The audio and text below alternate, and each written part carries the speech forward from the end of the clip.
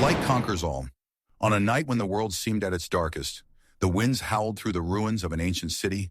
The storm raged, tearing through the desolate streets as shadows danced unnaturally across the crumbling stone buildings.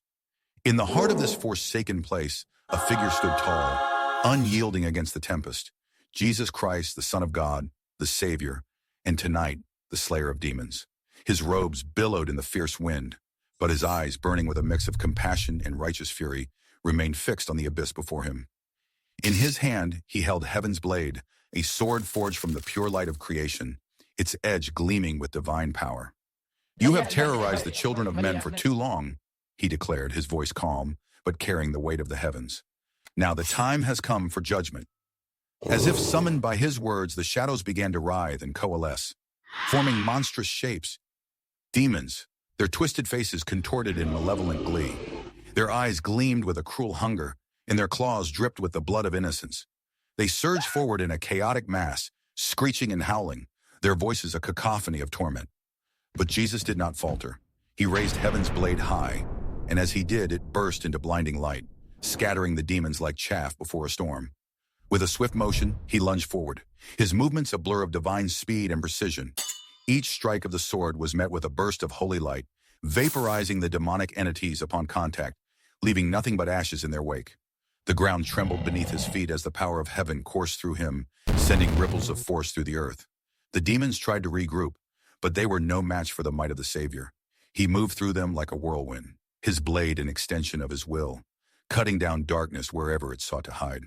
From the depths of the shadows, a hulking figure emerged, a demon unlike the others, towering and grotesque, with horns that curled like serpents and a mouthful of fangs. It wielded a flaming whip, the air around it sizzling with heat and malevolence.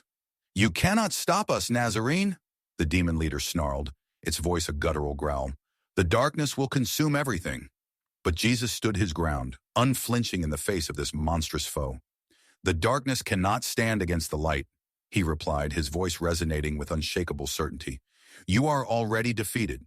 The demon leader roared in fury, lashing out with its flaming whip. But Jesus caught it with his free hand, and with a single word, "Be gone!" the whip disintegrated into ashes, its power shattered by the divine command. With a powerful thrust, Jesus drove heaven's blade into the heart of the demon leader. The creature's roar of agony echoed through the ruins as it erupted into flames, its form consumed by holy fire.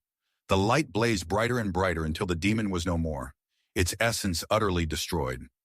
As the last demon fell, the storm began to break. The dark clouds parted, revealing the first light of dawn creeping over the horizon. Jesus lowered his sword, now glowing softly with the warmth of the rising sun. The ruined city around him began to heal, the ancient stones knitting back together, the darkness retreating in the face of the returning light. And as he walked away, leaving the battlefield behind, the world began to awaken from its nightmare. The sun rose higher, bathing the land in golden light, a new day dawning, one where the forces of evil had been vanquished by the power of the divine. For in the end, the light conquers all.